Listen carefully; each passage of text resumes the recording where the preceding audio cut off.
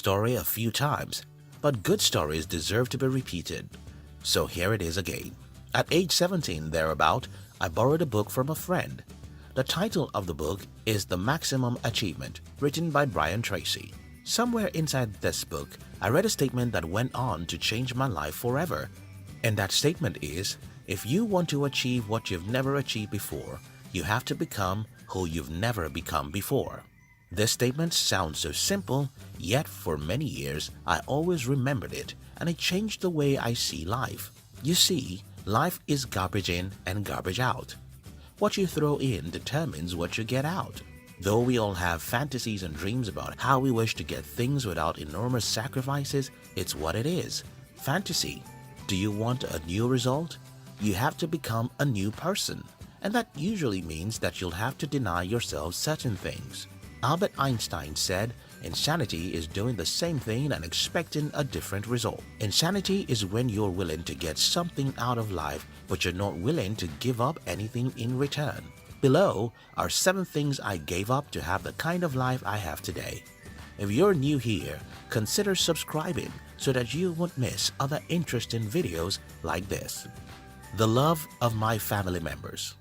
I am a Nigerian, and in the culture where I grew up, your attachment to your family is forever. You don't get to a particular age and let go of your family members. If you are as unfortunate as I was to be the youngest member of the family, then everyone else wants to tell you what to do with your life, even when you're 30 years old. My life's plan was not in my head, so when I announced that I had a different plan, it was a disaster for me.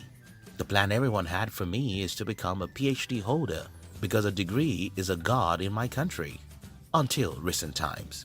At some point in my life, I had to decide whether I'll continue enjoying the love of my mother, father, and my family members or go after my dream of building a business. I decided for the latter.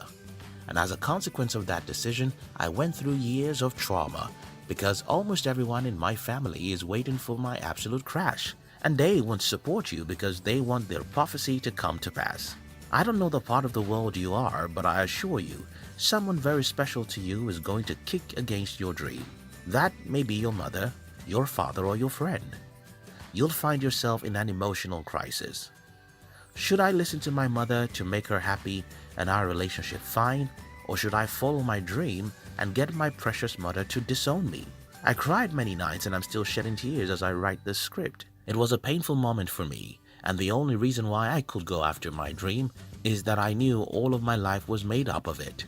Letting go of my dreams means letting go of my life. I would rather let go of my most precious relationships than to let go of my dreams, and that was it. The social media noise. I was once a Facebook junkie who spent as much as 4 to 5 hours every day on Facebook. I woke up one day and deleted my Facebook account because I was not just wasting my time, I was losing my mind, expecting likes and comments from the people who don't even care about my existence in the universe. Social media is like alcohol. It's not a sin, but it is the best friend of sin. Social media can be the best thing that has ever happened to you, just as alcohol can be good for you if taken moderately. However, like alcohol, social media is greatly addictive, and before you know it, you spend hours and hours scrolling through other people's photoshopped lives. I don't mean that you should stop using social media. For instance, some people claim that YouTube is a social media. I don't see YouTube as a social media because I've built the entire company around YouTube. I sell my company's products via YouTube, and I have a media company that makes good money on YouTube. I also use WhatsApp to communicate with a few important people in my life. The only sacrifice I made is to cut off the noisy and wasteful part of the social media. Do you have a business?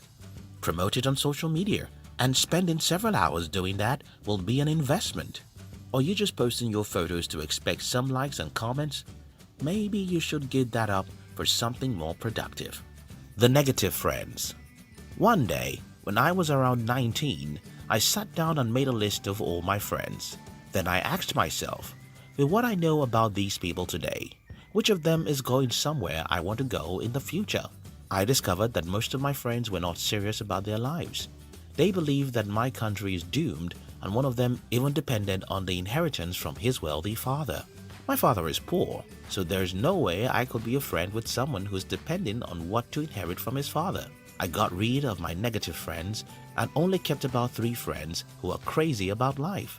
Yes, if you want to get rid of the negative people in your life, you'll just have a few friends, but that's fine. Today, I have less than 5 friends I love to spend time with, and I think I'm fine, because hanging out with negative people will ruin your life. Think about the contagious disease. That's how human habits and mindsets are. You can't sit down with an Ebola patient and hope to escape having Ebola. You can't hang around negative people and somehow hope to remain positive. Sometimes, these negative people are your family members, and it could be painful to avoid them. But you have to do just that. For instance, I love everyone in my family, but I don't sit down with them to discuss anything worthwhile. I can never share my dreams or goals with them because I know what they will tell me. The TV. My philosophy about life is this. If something is very interesting, it has to give me money or help my dreams in some way. Because interesting things are very addictive, and getting addicted to something that's not helping my life's dream is the same as destroying my dreams. The problem I have with the TV is that it is very interesting. Having such an interesting box in front of me is a great temptation. But don't let me sound like I'm holier than you are here, because I am not. All of us now have a TV right in our hands, which is our phone. And every week, when I get the report of how many hours I spent on my phone the previous week, I ask myself, what did I spend those hours doing? If I can figure out that 50 to 60% of the hours I spend on the internet are productive, then I can forgive myself even though I watch Jimmy Kimmel, Rachel Maddow, and other news and entertainment videos. My message here is about balance. Don't allow anything to own you. Consume entertainment to get entertainment. Don't make entertainment your work. The love of shiny objects. Being rich in our world today means having several millions of dollars, Rolex watches, Ferraris, and the biggest mansions. While I don't think those things are sinful, I try to become truly wealthy by not living for the flashy objects. I've always used ridiculous phones. For example, the phone I'm using currently costs me about $150. No designer clothes and no fancy anything. I try to be utilitarian, and what that means is that I buy things I need, not the things I like. This makes life a lot easier for me because I don't have to run after the latest iPhones or Rolex watches, which probably won't add anything to my level of happiness. While luxury is what most people define as riches, I think the real riches are when you don't have to let your possession determine your self-esteem. Again, I'm not holier than you because I get tempted and fall for the temptation to look big sometimes. But I seriously know that my true wealth lies in my ability to say no to whatever I don't need. The instant gratification. When I had my first breakthrough in business, what I told myself is, keep living like a poor man, and over the years, I've made it a commandment to live as though I'm earning 20% of what I'm truly earning. If your business gives you $10,000 a month, you'll do your future a great favor if you can figure out how to live like you earn $2,000 or $3,000 a month. That's called delaying gratification. If you like a new car and you have the money to buy it, look for how to double that money and wait till you double the money before you satisfy your loss. That's how to be smart with money. Parties, parties, parties.